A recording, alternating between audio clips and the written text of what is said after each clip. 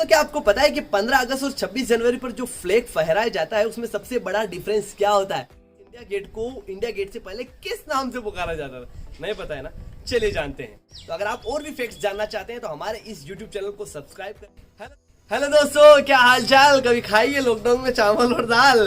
हाँ, मतलब बहुत मजे आ रहे हैं ना आपको। ओके, सो आइए ये नई वीडियो आपके लिए जानते हैं कुछ अनोखे फैक्ट्स, कुछ 10 अजीब बातें जो शायद आपको नहीं पता होगी। Talk number 1। दोस्तों, गूगल का यूज तो लगभग हर इंसान करता है, लेकिन गूगल की ये बातें आपको नहीं पता होगी। जानते हैं क्या है वो बातें?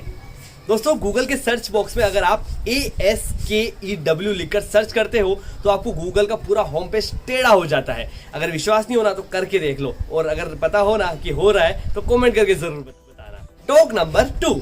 अगर आप अपने मोबाइल को डेली चार्ज करते होंगे तो कभी आपने ये सोचा है कि मोबाइल पर कितना बिल आता होगा यार, कितना खर्च होता होगा चार्ज करते टाइम? नहीं सोचा ना? तो चलो मैं बताता हूँ। दोस्तों, एक रिसर्च के हिसाब से पता लगा है कि एक साल में मोबाइल चार्ज करने का खर्च मात्र 8 रुपए से लेकर 28 रुपए तक ही होता है। तो बिल की टेंशन मत लो, जितना चार्ज करना उतना चार्ज करो। Talk number 3। आपने मधुमक्खियों को तो जरूर देखा होगा, कभी उनसे डर भी लगा होगा आपको। मधुमक्खियों को देखने के बाद आपको क्या लगता है, वो कितना ऊपर तक उड़ सकती है? आप सोचोगे 10, 20, 30, 40, 50, 200, 300 फीट तक उड़ सकती है। गलत जवाब है। मैं बता दूं कि माउंट एवरेस्ट से भी ऊपर उड़ सकती है वो।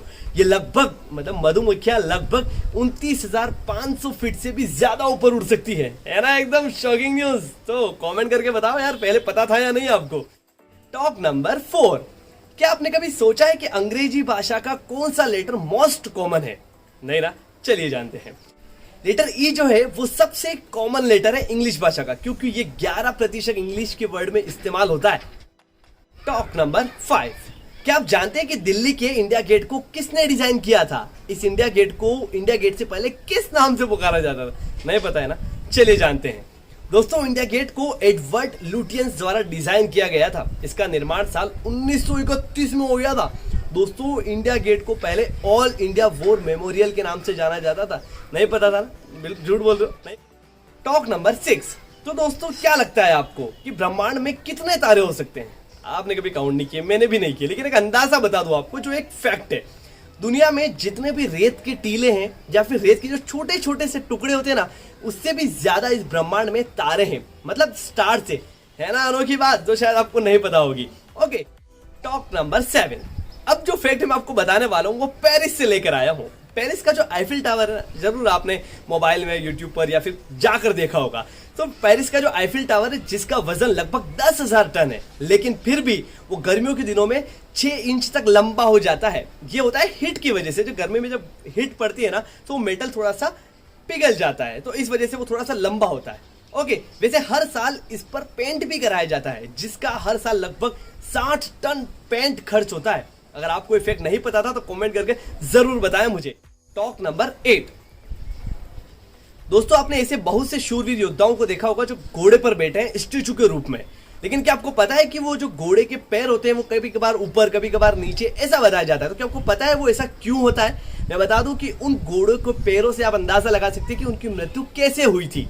तो जानते हैं। सबसे पहला तो दोस्तों, अगर दोनों ही पैर घोड़े के हवा में हो तो मतलब आप अंदाजा लगा सकते हैं कि इंसान की मृत्यु युद्ध के दौरान हुई थी।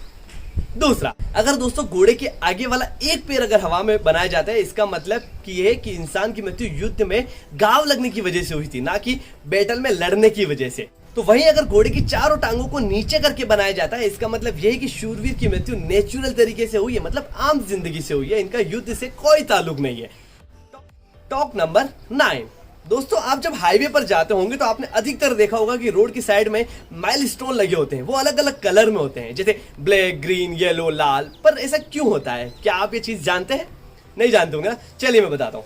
सबसे पहला, जब अगर पीला रंग आपको दिखाई दे तो समझ जाइएगा कि आप नेशनल हाईवे पर ट्रैवल कर रहे हैं। दूसरा, अगर आप कहीं पत्थर पर ग्रीन रंग देखते हैं, मतलब हरा रंग देखते हैं, तो आप समझ जाओ कि आप स्टेट हाईवे के ऊपर ट्रैवल कर रहे हैं।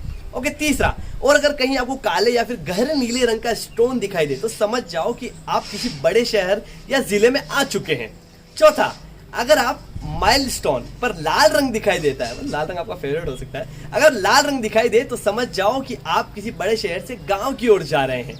है ना अमेजिंग फैक्ट? तो आप इसको जरूर कमेंट करें अगर आपको नहीं पता हो तो। Okay, talk number 10। दोस्तों क्या आपको पता है कि 15 अगस्त और 26 जनवरी पर जो फ्लैग फहराया जाता है उसमें सबसे बड़ा डिफरेंस क्या होता है? नहीं पता ना, कि अपने को नुक्ती खाने से फुर्सत नहीं मिलती है। चलिए मैं बताता हूँ दोस्तों। 15 अगस्त को जब झंडा फहराया जाता है तो उसको रस्सी के सहारे नीचे से ऊपर ले जाया जाता है और फिर उसे फहराया जाता है, जिसे हिंदी में ध्वजारोहण या फ्लैग होस्टिंग के नाम से जानते हैं। और वही 26 जनवरी पर फ्लैग को नीचे से ऊपर नहीं ले जाया जाता है, क्योंकि 26 जनवरी पर जो ध्वज फहराने का तरीका होता है ना, उसमें झंडा ऑलरेडी ऊपर ही होता है और वो बंधा हुआ होता है, जिसे हिंदी में झंडा फहराना कहा जाता है। नहीं पता था ना आपको ये सारे फैक्ट्स? तो अगर आप और भी फैक्ट्स जानना चाहते हैं तो हमारे इस YouTube चैनल को सब्सक्राइब करें। वीडियो पसंद आई हो तो लाइक करें, और भी पसंद आई हो तो शेयर करें।